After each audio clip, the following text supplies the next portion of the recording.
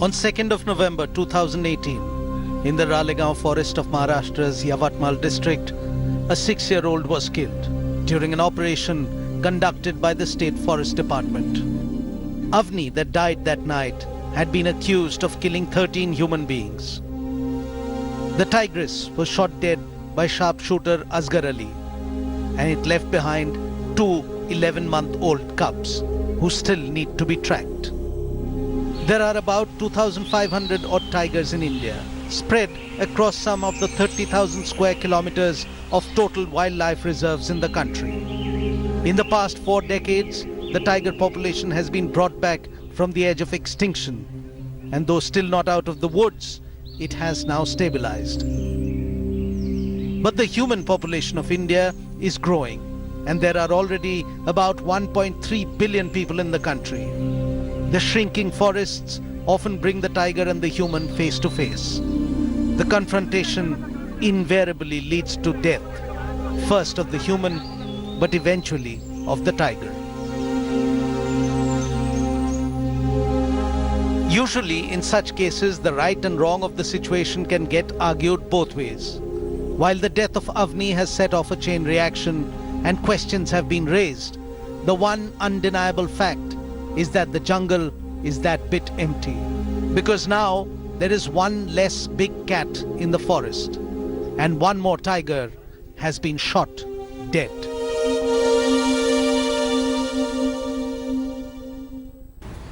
Good evening, I'm Preeti Chaudhary and I welcome you to In Depth, where today we travel to the edge of the jungles, where man and animal conflict plays out day after day as India continues to power ahead in the economic sphere. The constant pressure of urbanization is shrinking its forest cover. So where the roads meet the forest, it is the animal which gets caught in the headlight. The killing of Avni has once again ignited the old debate over where should the march of progress stop. A team from the National Tiger Conservation Authority (NTCA) is in Yavatmal district probing the need to kill Avni. And Mustafa Sheikh, my colleague, is also in Yavatmal tracking the NTCA team.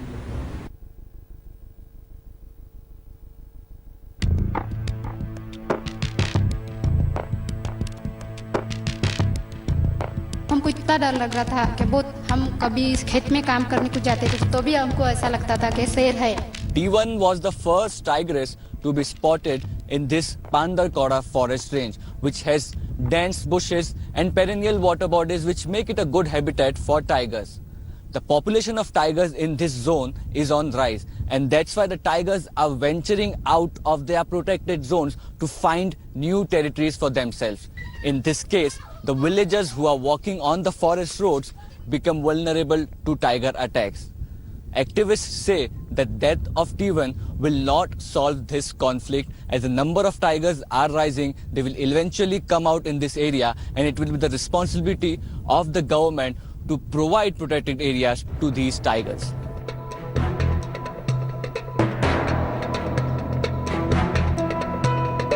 There are many small villages in this forest area at about 2 kilometers each. 80% of these houses don't even have toilets, and people used to go out inside the jungle for attending nature's call. But with the increasing fear of T1, they were facing a lot of difficulties. आपसे जानना चाहेंगे, आप किसी गांव में रहते हैं, T1 की वजह से कोई तकलीफ थी आपको? हम कहीं जाते थे, ऐसा लगता क्या है हमारे गांव के भाई को एक भाई को खाया, उनसे उनके इससे तो हमको इतना डर लग रहा था कि बहुत हम कभी खेत में काम करने को जाते थे तो भी हमको ऐसा लगता था कि शेर है, और काम करने की इच्छा नहीं होती थी, कुछ भी नहीं, ऐसा काम नहीं लगते थे, खेत में जाने की इच्छा नहीं होती थी, खेत में के काम नहीं होते थे, हमसे कुछ भी नहीं होता था, इतना डर लगता था वो शेर से क्या बोती. अभी जो मर भी गया उसने वो शेर को मार भी डाले तो हमारा डर निकला नहीं. क्यों नहीं निकला? कि उनके 2 बच्चे हैं, तो छोटा भी एक छोटा है, उससे बड़ा है, और 3 है, तो अभी वो भी उनके इससे भी हमको डर लग रहा. हाँ, और हमारे काम रोजी नहीं हो रही, कुछ भी नहीं. हम यहाँ पे हम कैसे रह रहे हमको मालूम है. जो ये लोग ये शेर ने जो ये बुड्ढी को खाया, एक भाई को खाया हमारे गांव के, तो वो उसको तो खाया बोलना, वो तो लोग वैसे, पर हम भी डर रहे कि हम बाहर नहीं निकल सकते, काम धंधा नहीं है, हमको कुछ भी नहीं है. The villagers became desperate when the yield of cotton and tur dal was ready, but there was nobody, a labor, ready to go in the field and collect those yield. And that's what was increasing the financial distress, and hence the villagers were in favor of eliminating the T1.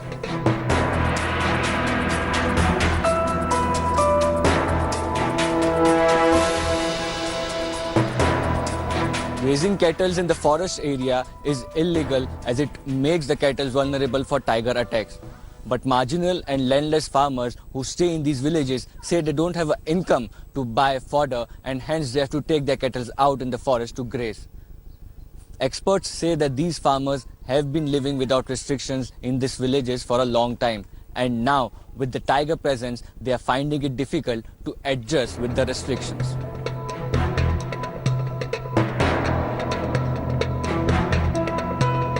A high-powered committee of NTCA visited the spot where T1 was killed. They also made enquiries with witnesses and people who were involved in the whole incident. There is a rise in anger in the civil society and the activists about the procedures which were followed during killing T1.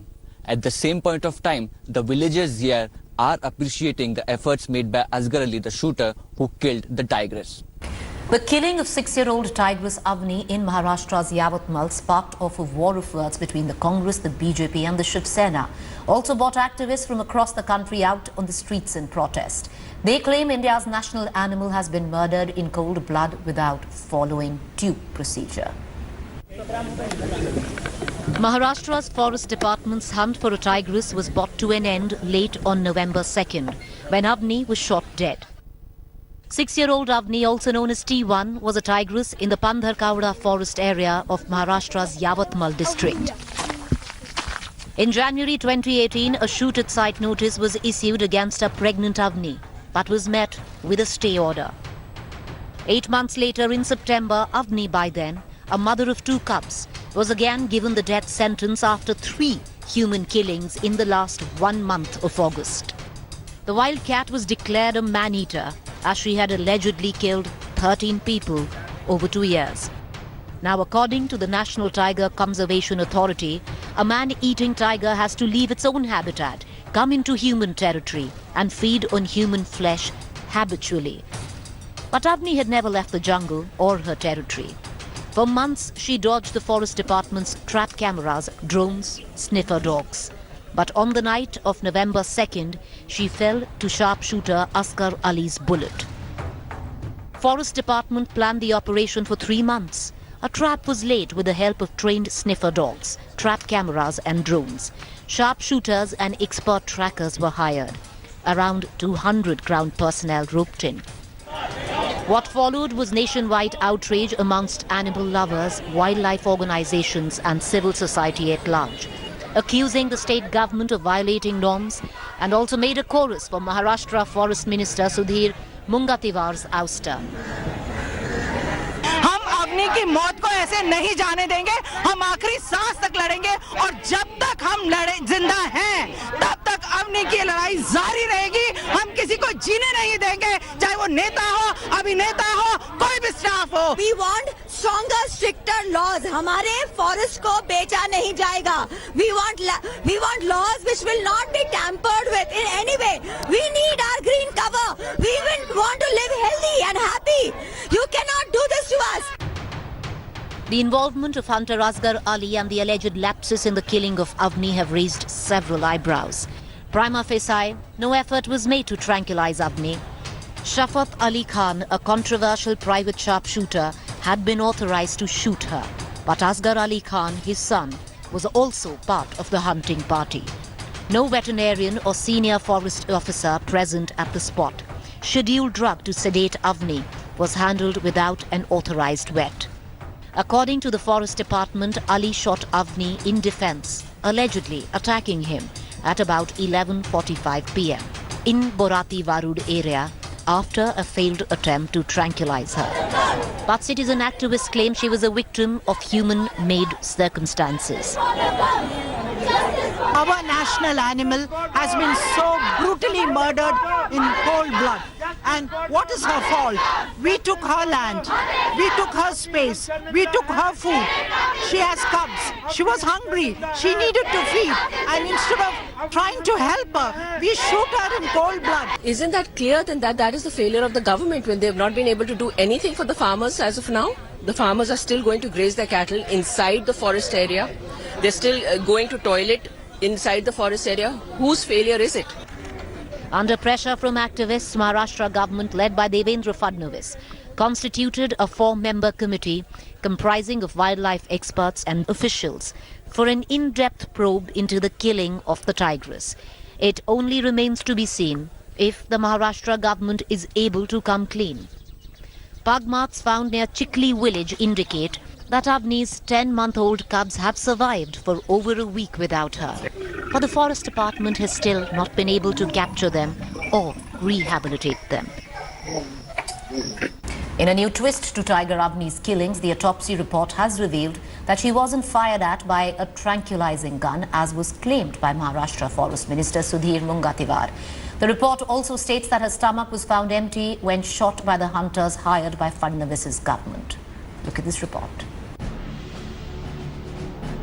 The killing of man-eater Tigress Avni by the shooter appointed by the Maharashtra government was probably not in self-defense, suggests the Postmortem. India Today has accessed the autopsy report that nails Maharashtra Forest Minister Sudhir Mungatiwar's claims of tranquilizing Avni. The postmortem report reveals that the dart found in Avni's thigh did not show any impact of being fired by a tranquilizing gun, which might mean it was probably planted after the killing. Avni's stomach was found empty, suggesting that she was without food for 3 to 4 days at the time of being shot. The report says the weapon used to kill Avni remains unidentified as it was not made available. Usually when a dart is fired from a tranquilizing gun, it makes an impact that leads to bleeding. But in Avni's case, this wasn't observed. The postmortem report categorically mentions this fact. Now this would lead to allegations that whether the dart was inserted into Avni's body after she was shot. The postmortem report accessed by India Today certainly raises more questions than answers. The shooting of Avni, who allegedly killed 13 people, had triggered nationwide outrage, with animal rights activists accusing Maharashtra Forest Minister Sudhir Mungatiwar of ordering a cold-blooded murder.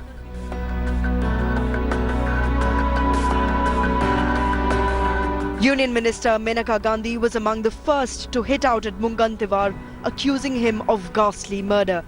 हमने बार-बार मंत्री सुधीर मुंगंटीवार को बोला था कि ये इसको मारने की जरूरत नहीं है, कि एक माँ है, 2 बच्चे हैं और मुख्यमंत्री को एक बहुत सख्त चिट्ठी लिखूंगी कि ये ऐसे अगर मंत्री करेंगे तो फिर हम दूसरों को क्रिमिनल क्या बोलेंगे. The minister has repeatedly denied the charges, claiming the tigress was killed in self-defense. Man eater वाघिन को मारने का निर्णय सुप्रीम कोर्ट ने दिया था, मगर उसने कहा कि पहले कोशिश करो. 2 महीने कोशिश की है तो ये प्रश्न अभी उपस्थित नहीं होता, मगर फिर भी जो कमेटी नियुक्ति की है वो कमेटी इस पे अभ्यास करेगी. Now the autopsy conducted by the Forest Department of Maharashtra has nailed its own minister and officers, and this puts Devendra Fadnavis in a spot. But will the postmortem report be reason enough for Fadnavis to sack Mungatiwar? Almost 2 years ago, another tigress was killed in the Kumaon region of Uttarakhand. Our camera was on tracks and followed the process as it unfolded. Here's a report from the archives. At about 9 in the morning of 6th of September, 62-year-old Govindi Devi set out, sickle in hand, to cut grass for her cattle, as she did every day. Normally, she spent about a quarter of an hour to get enough grass for her needs.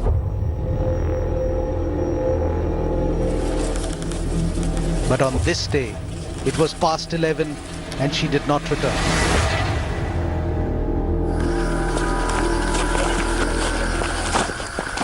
Govindi Devi's husband, Nand Kishore, began to worry and went looking for her. मैं यहाँ से बहुत दूर तक गया, मैं गन्ने आवाज़ देते हुए महेश केजा कहते हुए गया, तो मेरे को यहाँ पर घास भी नहीं दिखाई दिया.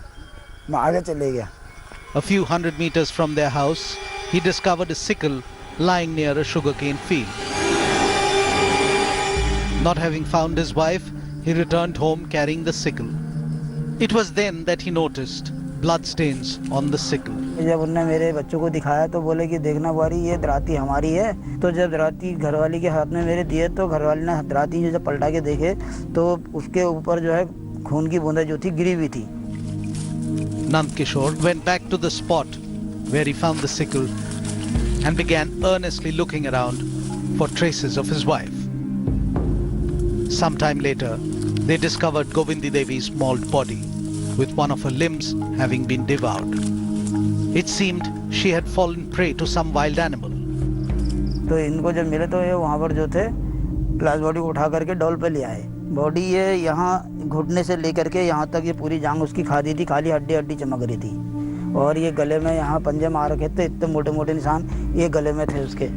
और माँ पर जब मैंने जाते ही हाथ लगाया तो मैंने देखा शायद हो कुछ सांस कांस हो तो डॉक्टर को दिखाऊंगा, लेकिन उसमें सांस कांस कुछ भी नहीं था। माँ बिल्कुल जो थी ठंडी हो गई थी।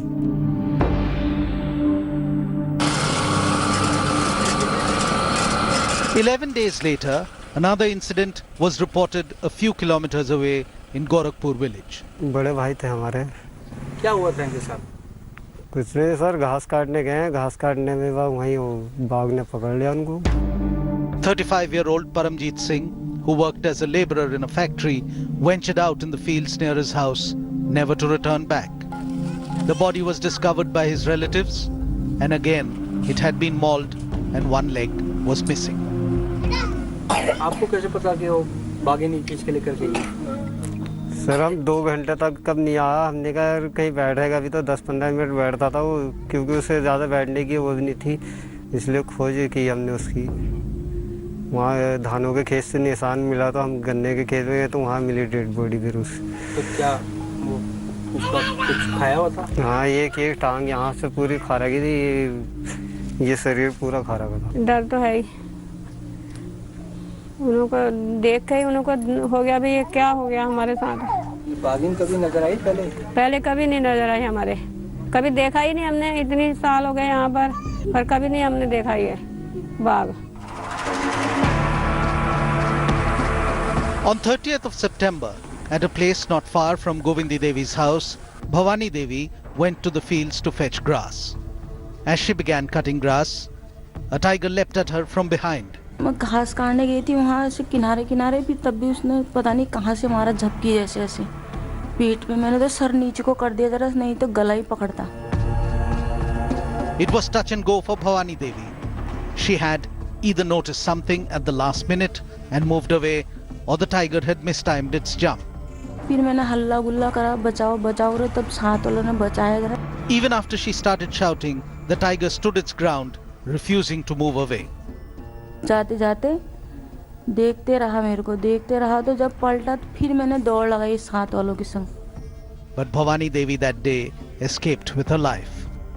The deep furrows that the tiger claws left on her back are testimony of the narrow escape that she had had.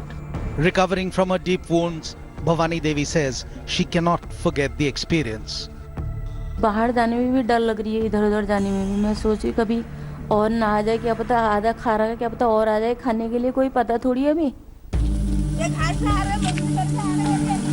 The attacks did not stop with Bhavani Devi. Several others were injured in attacks after that. And with each attack, the fear began to spread. For those living in the area where the attacks were taking place, going about their daily chores became fraught with danger. The forest department put up flash cameras on trees to try and catch a glimpse of the animal, to try and ascertain which of the tigers in the range had become a man-eater.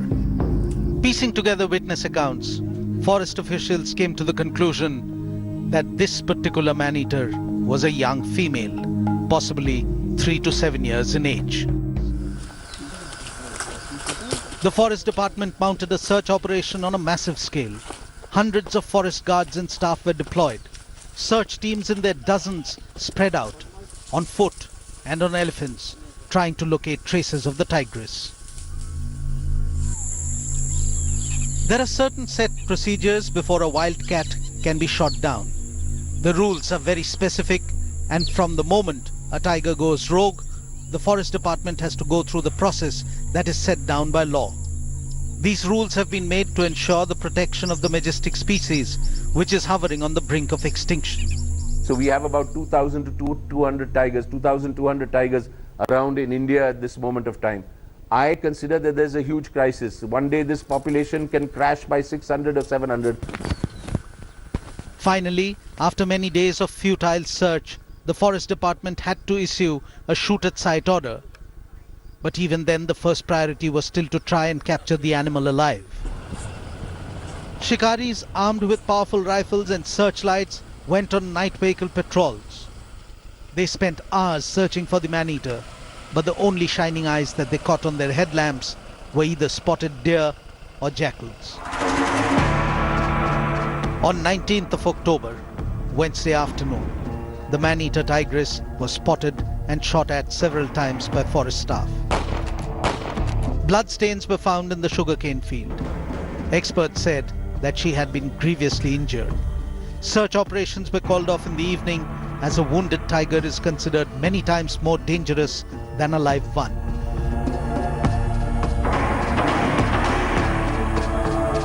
The next morning, the man-eater tigress was shot again. The carcass of the dead man-eater was finally discovered, and the region breathed a sigh of relief. Another man-eater of Kumaon had been successfully shot dead. With that, it's a wrap on this edition of news. Stay with us. The updates continue on the other side. Thanks for watching the video. For more such news and updates, please like, share and subscribe to India Today. Also check out our other great videos from our channel. We know you would love to.